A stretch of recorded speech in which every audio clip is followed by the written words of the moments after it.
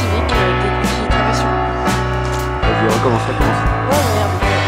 Bonjour, Solène Dupuis, assistante chef de projet, coordinateur. Bonjour, Solène Dupuis, assistante chef de projet, coordinateur. La mère, une interview exclusive.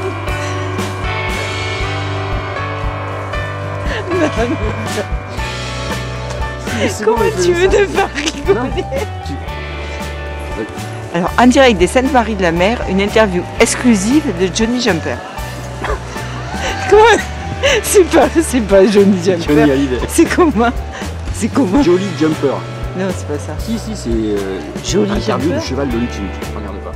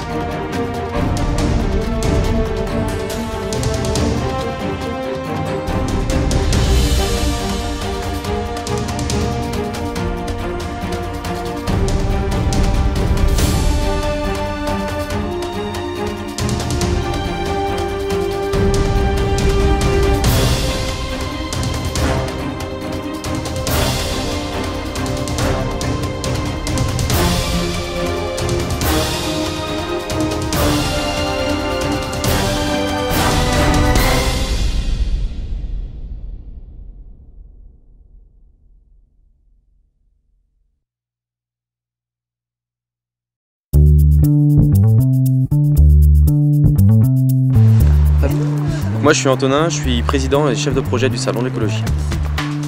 Eve, responsable du groupe communication. Anne, service civique mandatée à l'organisation du Salon d'écologie. Bonjour, Solène Dupuis, vice-présidente de l'association du Salon d'écologie, coordinatrice communication et éco-responsable et assistante chef de projet.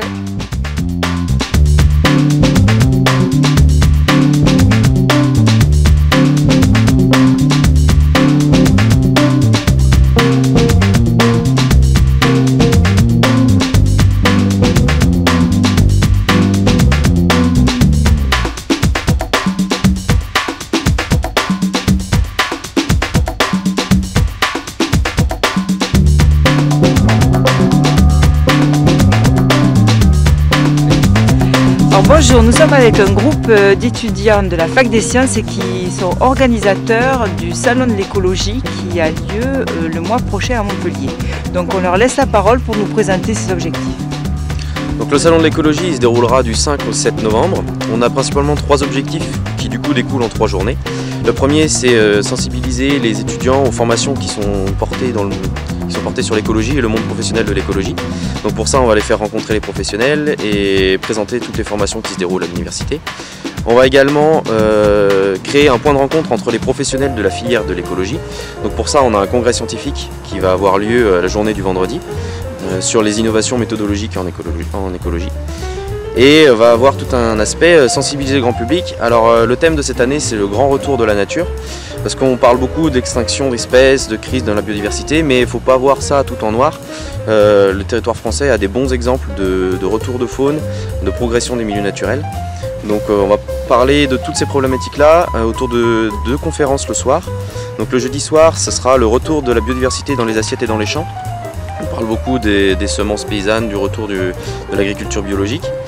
Et le vendredi soir, on parle du retour de la grande faune, donc principalement autour du loup, de l'ours et du lynx, mais pas que. On ne veut pas se cantonner seulement à ces 3 espèces-là, mais agrandir au grand retour de la nature en général. Et alors ça se passe où, Antonin? Alors, une majorité des stands et des présentations se font sur le site du campus Triolet de l'Université de Montpellier, mais les conférences grand public se feront au centre-ville de Montpellier, à la salle Jules Pagési, qui est aussi l'ancien hôtel de ville à côté du Polygone. Donc à 19h. À 19h, c'est ça. Et est-ce que dans ces conférences, vous allez donner un petit peu des conseils, des bons gestes, ou c'est juste un constat? Alors on fait plus une ouverture d'esprit en combinant plusieurs acteurs qui ont des visions différentes. Et les conseils, les bons gestes, et également d'autres conférences et des expos photos, on les délivrera plus de la journée du samedi, aussi à la salle Jules Pagési. Donc où il y aura des animations, comme j'ai dit, expositions photos et d'autres conférences toute la journée. Et donc vous organisez ce salon pour la première fois, puisque tous les ans ce sont des étudiants différents qui l'organisent. Donc c'est un challenge. C'est exactement ça, c'est la 7e édition du salon, mais c'est la première pour nous. Donc ça demande beaucoup de travail. Grâce à notamment Anne qui est service civique, on a une très bonne transmission d'une année à l'autre. Donc cette année le travail est efficace et ça se passe bien. Bon, c'est très bien, on se retrouve donc début novembre. Tout à fait. Pour vous écouter. Salon d'écologie de 2015, vous pouvez aller sur notre site internet www.salon-écologie.com.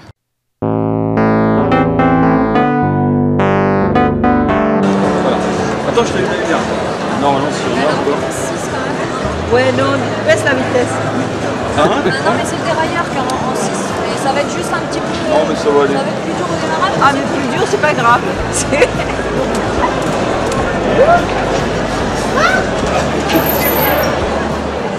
Hervé, bonjour. Alors, on est dans ton stand à la Foire Expo. Alors, c'est que de l'électrique et pour toute la famille. Alors, dis-nous un petit peu tout ce que tu vends.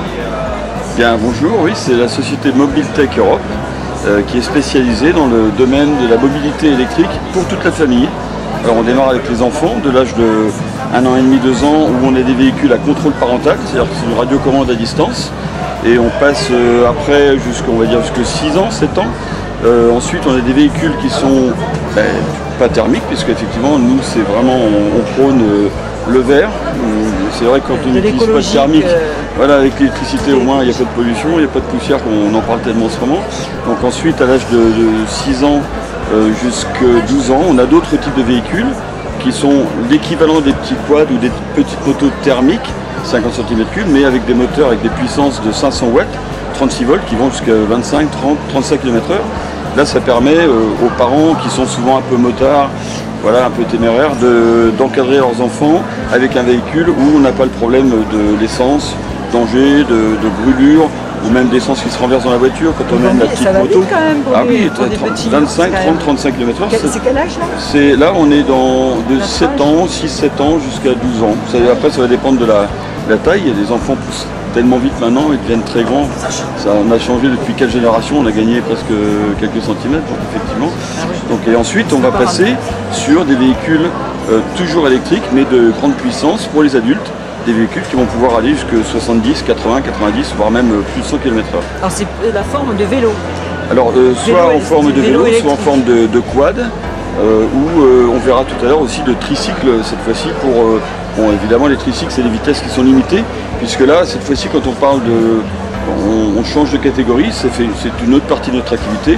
C'est d'ailleurs le cœur de notre métier, c'est le vélo électrique, le cycle, le vélo à assistance électrique. Voilà, et là, cette fois-ci, on est limité à 25 km/h avec des puissances limitées pour les moteurs et l'utilisation obligatoire des pédales pour pouvoir démarrer le vélo. Et donc, ça marche à l'électricité. Quelle autonomie on a avec tous ces appareils? Alors, si on parle catégorie enfant, nous, dans les démonstrations de tous les jours, la foire, on démarre le matin, la nuit on met en charge et donc on peut utiliser le véhicule de 10h jusqu'à maintenant. Les véhicules tournent encore, ils n'ont pas encore été rechargés. Donc une bonne journée d'utilisation d'un petit véhicule avec donc c'est des batteries de 12 volts rechargeables. Ce sont des batteries au gel plomb. Pas de danger de renverser de l'acide, il n'y a pas d'acide, tout est fermé et étanche pour les enfants évidemment. Donc c'est quoi, c'est une prise? Alors c'est une simple prise de courant de la maison. Voilà, comme vous chargez votre voiture comme un téléphone, tout simplement. La nuit, quand le gosse dort, et le matin, sa voiture est fraîche, prête à repartir pour une journée de jeu. Donc très économique aussi financièrement. Oui, je crois que c'est difficile de voir sur la facture, c'est impossible de voir c'est insignifiant. On ne peut même pas calculer le coût de... Même si on s'en sert tous les jours. Même si on s'en sert tous les jours.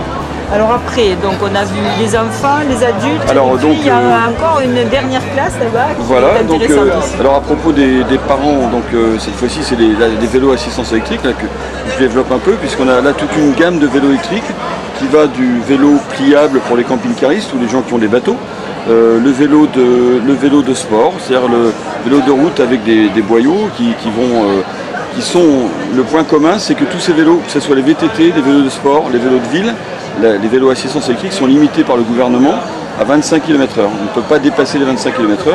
C'est déjà pas mal. C'est déjà pas mal, c'est à mon avis largement assez, sachant qu'il y a effectivement des vélos qui sont débridables, qui peuvent rouler jusqu'à 40-50 km/h, mais cette fois-ci, il faut une plaque d'immatriculation ça paraît un peu bizarre, mais c'est obligatoire. Il faut une carte grise, il faut une assurance, un casque obligatoire. Et cette fois-ci, sinon, il n'y a pas besoin de casque pour les autres? Pour les vélos électriques, non. Pour les enfants, non, parce qu'on est dans une vitesse conseillé quand même. Oui, voilà, de 4 à 7 km/h, il n'y a vraiment pas beaucoup de danger pour les enfants, c'est une vitesse des marches. Donc quand ils marchent, ils ne mettent pas de casque forcément, donc je pense que c'est pas indispensable. Le vélo électrique, c'est fortement conseillé. Et ensuite, lorsqu'on dépasse les 25 km/h, là, effectivement, le vélo électrique doit posséder des plaques d'immatriculation, c'est obligatoire. Carte grise obligatoire, interdiction de prendre des pistes cyclables. Donc c'est quand même intéressant de rester dans le... Et il faut le permis pour les cyclomoteurs, voilà, pour le B1. Au-dessus de 125 au-dessus d'une vitesse de 25 km/h. Voilà. Et ensuite, le troisième volet dont tu me parlais, effectivement, c'est la mobilité électrique pour toute la famille. Ça concerne aussi les grands-parents. Et là, on a toute une gamme de produits électriques qui sont en fait des assistances à la marche, à la personne. On a des fauteuils qui ne sont pas des fauteuils handicapés. Pour ça, c'est pas notre métier. C'est des fauteuils de confort avec un système qui se replie, qui se met dans la voiture, où la personne peut faire une dizaine de kilomètres avec voilà, une autonomie de 10 km, toujours avec une batterie lithium, c'est toujours le dénominateur commun, c'est l'électricité, et on utilise maintenant exclusivement des batteries lithium. On a proscrit le plomb, et pour nous, on n'a jamais commercialisé le plomb, et le lithium, c'est plus que l'avenir, enfin c'est le présent. C'est l'avenir jusqu'à temps qu'il y ait une nouvelle énergie qui arrive, peut-être dans 5 ans, 10 ans, on commence à en parler, de l'hydrogène et des vélos à hydrogène, on refera peut-être une. Par contre, ça c'est pas pris en charge par la Sécu là. Alors pour les véhicules qui sont assistance pour les personnes handicapées, ou là effectivement il y a certains modèles qui sont pris en charge par la Sécurité sociale. Ouais. Donc ça dépend, il y a toute une demande à faire auprès de la Sécu. D'abord passer par son médecin traitant et ensuite trouver le véhicule adapté. Et on a quelques véhicules qui sont adaptés pour les personnes handicapées. Vous montrez que c'était très léger. Alors c'est très léger, je pense qu'on verra tout à l'heure, on fera une démonstration. On a une légèreté incroyable puisqu'on a un fauteuil motorisé pour personnes, on va dire, âgées. Mais c'est un appareil qui est très véloce, ça se conduit un petit peu comme un bobcat pour ceux qui connaissent, ou une chenillette, c'est-à-dire qu'on tire les manches pour aller de gauche à droite. Et là, on a un record mondial homologué sur ce produit qui est donc le fauteuil électrique motorisé le plus léger du monde puisqu'il fait 18 kg. La marque, c'est Zinger, c'est un produit américain, c'est un brevet américain. On a commencé la commercialisation au mois de janvier, donc ça intéresse effectivement. On a commencé à démarcher des centres de rééducation, des kinésithérapeutes, des ergothérapeutes, mais on n'est pas forcément, c'est simplement une personne qui peut avoir un petit peu de mal, qui est encore valide pour conduire sa voiture, et en arrivant, va se mettre un petit peu loin pour ne pas être embêté pour le parcours aux animaux. Alors, votre magasin est situé où? Alors, on est voilà, dans l'Hérault, dans la ville de Molière, Pézenas. Voilà, c'est pas très loin on se situe juste derrière le magasin Bricomarché, il n'y en a qu'un à Pézenas, et également sur la même zone que le magasin Édouard Leclerc. Donc on est juste derrière, on est mitoyen avec ce centre commercial, on est un petit peu indépendant, ça nous permet d'avoir des pistes cyclables qui démarrent de chez nous, et des chemins de vignerons qui sont goudronnés au départ pour faire des essais sans que les gens aient des problèmes de circulation ou aient peur, parce que ça peut faire peur d'essayer un vélo électrique la première fois. Donc là il n'y a pas de voiture du tout, garantie, et donc on peut venir garer la voiture sur notre parking, on reçoit les gens bien sûr, en toute sécurité.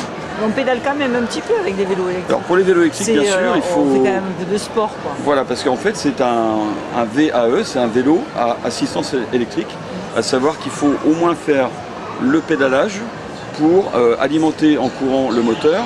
Si on arrête de pédaler, le vélo s'arrête. Donc au moins, on a cette possibilité. Enfin, c'est un moyen léger de faire du sport. Même dans les côtes, ça Mais alors, aide. surtout dans les côtes, c'est là où on sent toute l'utilité du moteur. Dans les côtes, on a beaucoup de kinésie et surtout des cardiologues, deux cardiologues principalement de Pézenas qui recommandent à leurs clients de faire un sport léger pour le démarrage et pour le cœur évidemment. Dès qu'on sent qu'un petit picotement, on pousse l'assistance et là on rentre en toute sécurité. D'accord. Voilà. Bon, écoute, on va tester tout ça. D'accord, entendu. Et puis voilà, on va s'amuser un petit peu avec ces jouets. Voilà, la mobilité électrique. Je sais pas. Non, mais c'est qu'elle était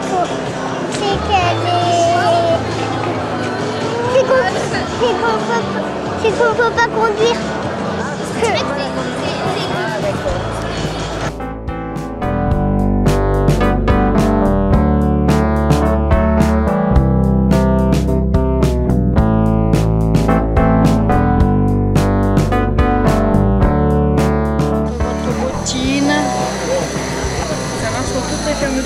Voilà, le spiral, le métal, le plastique, un petit cran d'arrêt. C'est nouveau, un curseur fatigué, un curseur remplacé, c'est la nouveauté de Montpellier. Je commercialise un curseur 10 €, les 3 standards 25 € et les 5 40 €. Pour les 5, vous avez des petites fermetures, des petits curseurs. Métal, vous retrouvez toujours vos petites lettres, que ce soit pour des petits curseurs, des gros curseurs, des moyens curseurs, vous aurez toujours les mêmes lettres. Le A, le métal, le B, le spiral, et le C, le B, le plastique, et le C, le spiral, que vous retrouvez sur mon dépliant. Alors, mesdames, messieurs, dans votre boîte à couture, qu'est-ce que vous en pensez? Qu'est-ce qui va nous rester que le verre de ma peau, simplement. Messieurs, dames, que ce soit une orange, une pomme ou autre, j'en extrais 100% évidemment. Alors regardez bien, plus vous allez mettre des morceaux, même si vous les chargez ensemble, une inclinaison à 45 degrés, une légère pression pour les mettre en suspension. 1, et je ne force en aucun cas. 2, 3, 4, c'est déjà terminé bien sûr. Messieurs, dames, un petit tour toujours pour en extraire à 100%.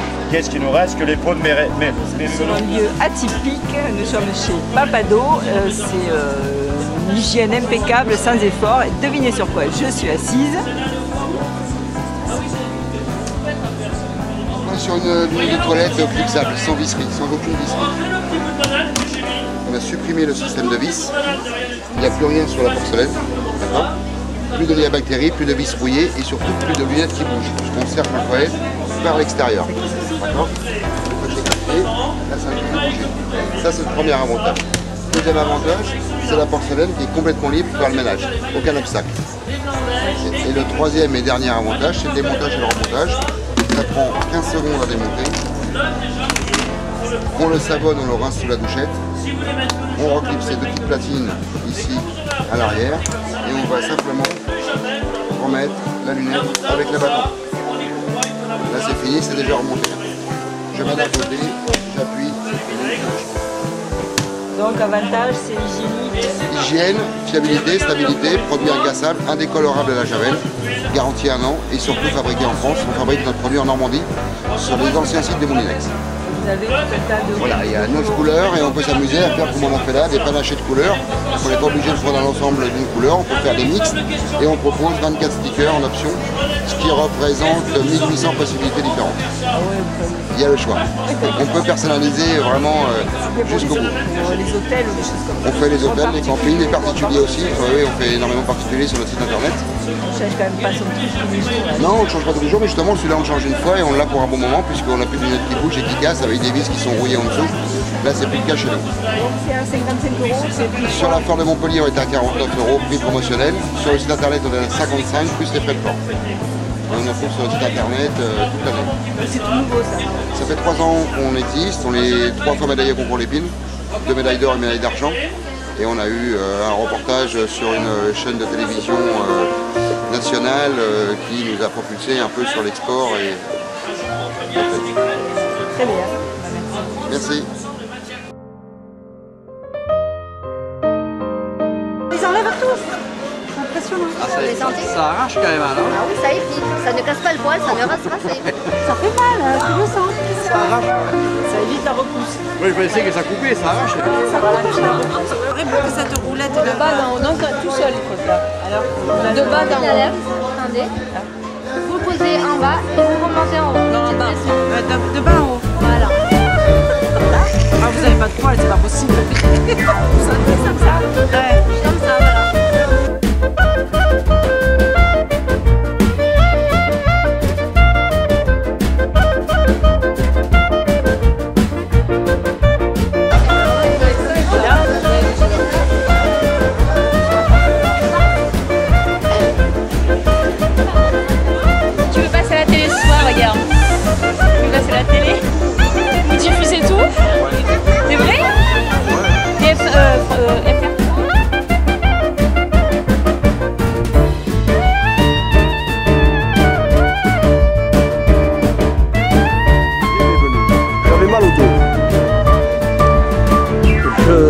Pour ramasser les haricots verts, c'était une corvée.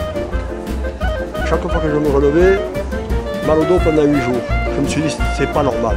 La terre est trop basse. Il faut la surélever. Et je me suis rappelé des jardins de Babylone. Les jardins suspendus.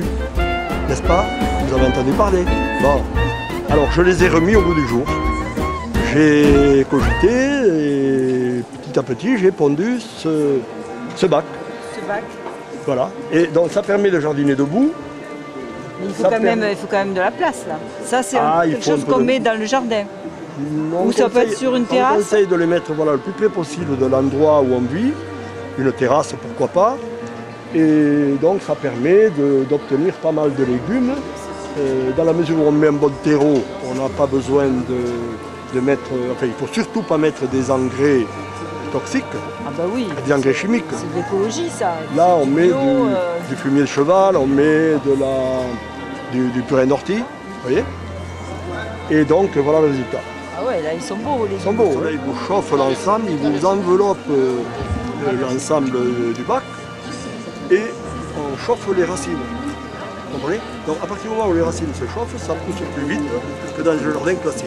Alors là vous avez de tout, des fraises, de la salade, ça, des épinards, des fleurs, des choux, quelques fleurs, des betteraves rouges, un persil qui est magnifique, du céleri et des aubergines. Vous avez tout ici. Et les tomates là qui sont un peu hautes, alors, les tomates effectivement, il faut comme les tailler. Comme c'est haut. Il faut les tailler un petit peu, vous voyez. Tous ceux qui poussent en hauteur, il faut le tailler. Eh bien oui. Mais bon, on a de belles tomates là aussi. Vous voyez.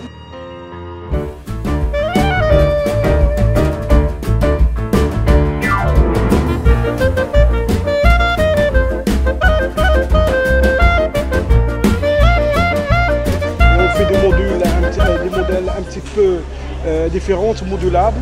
Par exemple, cette table-là, elle est extraordinaire. On peut la mettre dans ce sens-là. Le créateur a voulu donner une forme de voile, mais on peut la mettre en carré. Là, ça passe à une mettre très convivial, quelle que soit la fonction, ou bien en quinconce, ou bien complètement, on a les trois côtés. On peut la mettre sous forme de banquet, sous forme d'aile ou séparée. Ça, l'originalité avec une hauteur comme ça, elle est très agréable. Et au niveau de l'assise, on est très très bien assis. Et en plus, on n'est pas avachi sur la table. Vous pouvez essayer, je vous en prie. Vous allez voir, c'est voilà, très agréable avec des formes arrondies. Voilà, on a les repose-pieds. Un petit peu de caviar. Par contre, ça ne marche pas beaucoup. Ça marche pas beaucoup. Ça marche pas beaucoup. Presque ça ne marche pas beaucoup. Nous, on est très dessus. Par contre, on vendait tout ce qu'on vendait, c'est une association pour les protéger les enfants. Mon collègue là, c'était des Maliens, lui c'est des Nigériens. Donc, si tu veux, du Niger, on a groupé pour les gens qui font du travail à la main artisanale, des femmes, des hommes, tout, pour faire le travail artisanal. Donc, nous, on fait des circulations avec pour essayer de vendre de l'artisanat, mais tout à fait à la main. C'est de l'argent, après les anciens statuts, on appelle de bon, tout, mais ça ne marche pas non plus. L'an dernier aussi, on a essayé. À Marseille, ça a mieux marché? C'est mieux que Montpellier. Ouais. À Marseille, vraiment, parce qu'il y a des populations qui ont... C'est un peu fréquenté, bien sûr, mais à Marseille, quand même, c'est pas trop mal. Pas trop mal, quoi. On sait que maintenant, c'est la crise, tout le monde savait ça. C'est quand c'est dur, quoi, pour tout le monde. Mais nous, ici, c'est presque pour nous.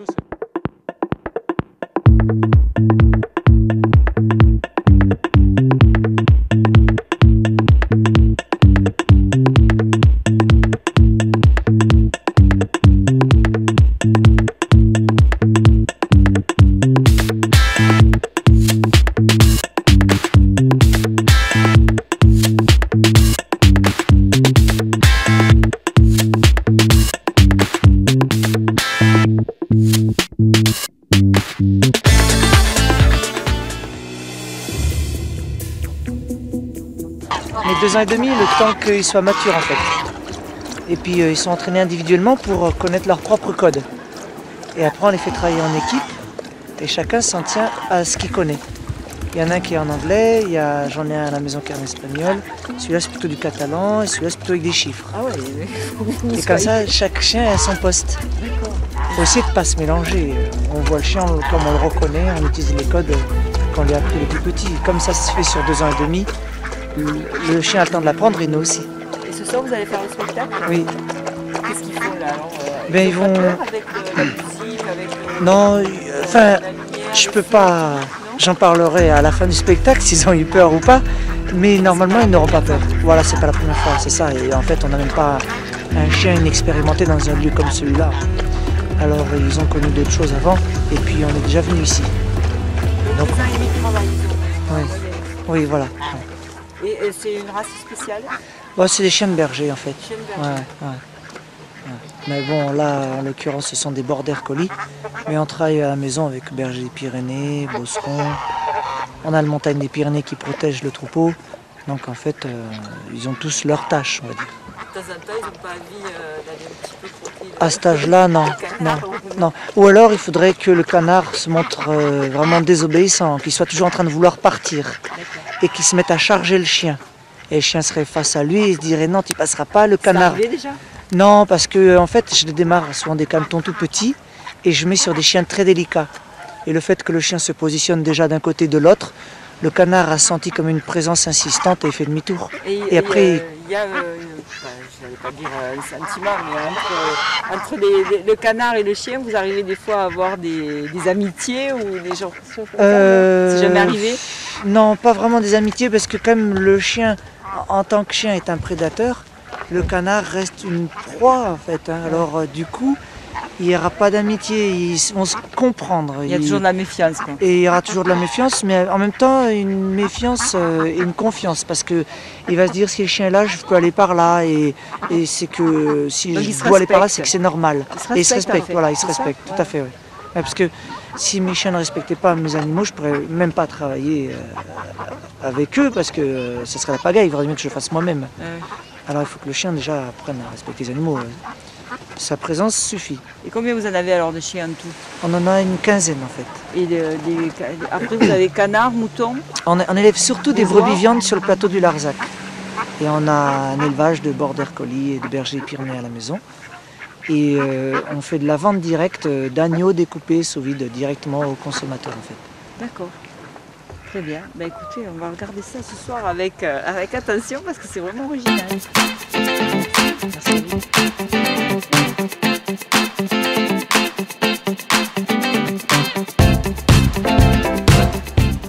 Alors en direct des Saintes-Maries de la Mer, interview exclusive de Joli Jumper, le cheval de Lucky Luke.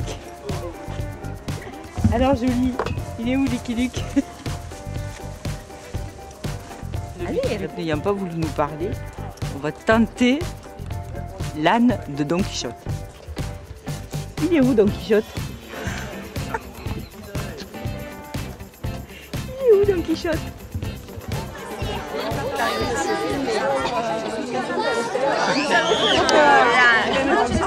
L'évocation de la venue des Saintes Marie de la Mer en barque. Voilà. Et vous avez monté sur la barque? Ah non, elles arrivent.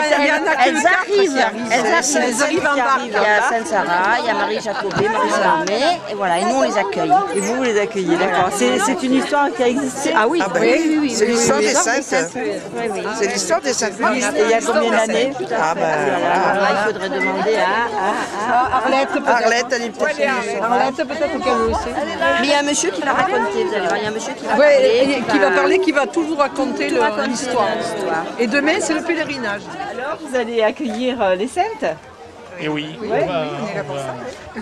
on est venu là, toutes les années on est là et content d'y être. On espère les voir arriver par la mer, parce que les dernières années, à cause de la mer démontée, elles n'arrivaient pas par la mer. Ah ben aujourd'hui, c'est un temps idéal, non? Ben écoutez, on souhaite pouvoir les accueillir par la mer. Et c'est important pour vous, ces événements? Oui, tout à fait. C'est l'histoire des Saintes. Bien sûr, c'est une histoire qu'on entend depuis 4 ou 5 ans régulièrement, mais c'est une histoire qui nous réconforte un peu avec ce monde de brut dans lequel nous sommes. Et on est content de temps en temps d'entendre la bonne parole. Ça nous fait du bien. À l'âme. Très bien. À l'âme, au cœur. Et vous, alors, vous faites quoi là? Vous accueillez? On fait de la figuration. En fait, nous sommes en costume. On apparaît à pratiquement à la fin du spectacle pour représenter la tradition provençale et dans tout ce qu'elle se perpétue. Et donc pour montrer qu'elle a bien des racines dans l'église également, à travers ses costumes. Les gardiens, Exactement. Les arlésiennes. Tout le monde on a quand même nos racines dans l'Église catholique, quoi, dans le christianisme. D'accord. Donc c'est une fête religieuse. On le considère comme ça, ce qui n'empêche pas qu'après on va bien manger quand même, pour se rattraper, hein, et on va profiter de la religion n'empêchait pas de manger. Tout à fait, tout à fait. Mais les gens ont tiré leur mais promis, on ne vient pas pour ça. Non, non, vous venez pour accueillir les saints. Voilà, tout à fait, tout à fait. Bon, ben c'est bien, si tout est avec nous, alors... Merci, merci. On n'attend plus que le temps, hein, puisque on espère que le temps sera clément, hein, parce que... Là, ça va pas se gâter un milieu. Non, non, mais bon, c'est vrai que quand on voit ce qu'on voit, ça fait un peu peur, quoi. On espère. Non. Donc, on nous le promet pour demain, et ce soir on devrait être tranquille.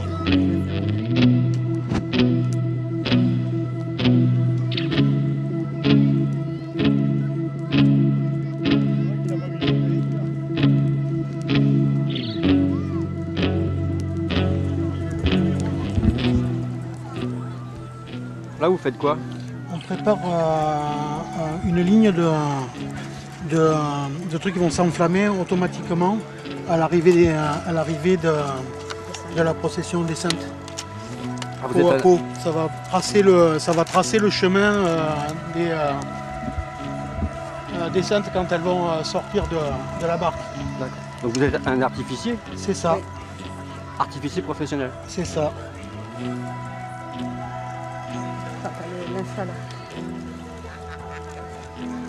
C'est dangereux ou pas? Faut pas fumer. En même temps, faut pas fumer et à côté... à côté, ça fume pas mal quand même. Ça fume pas mal. Voilà, ça c'est le système. Toute la ligne est reliée. Un par un, ils vont partir. Donc en premier, il y a un élément qui va partir sur la barque. En deuxième, ça va faire comme des feux. Il y en a un rouge, un blanc, comme des feux pour baliser l'entrée de quelque chose.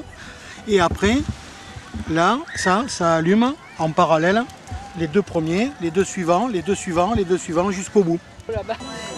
Alors nous sommes au Sainte-Marie-de-la-Mer avec le maire, M. Roland Chassin, qui nous présente son spectacle Son et Lumière qui a lieu ce soir. Alors chaque année, la veille du pèlerinage d'octobre, il y a les vocations.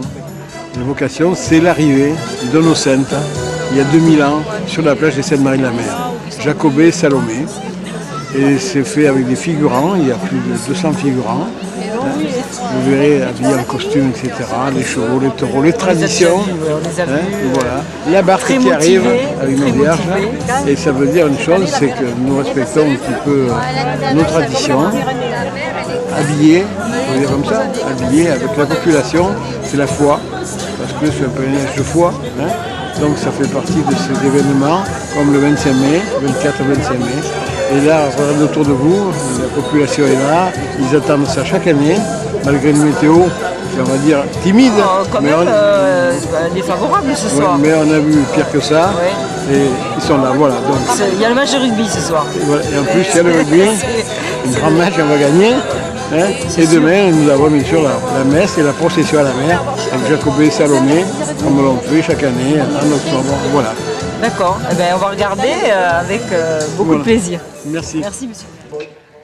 Pour ranimer les souvenirs qu'éveillent en nous cette grève, ces grandes dames émigrées, ce puits d'eau douce et ce sanctuaire sur 3 niveaux qui fut, pour ainsi dire, l'embryon de l'Église de France. Les Ligures et les Ibères, et plus tard les Celtes gaulois durant l'Antiquité. Vivant en clan ou en tribu, chaque groupement domestico-religieux avait ses propres héros ou divinités et ses prêtres pour les célébrer. À défaut d'abri naturel, ils bâtissaient de grands villages lacustres. Amathia fut le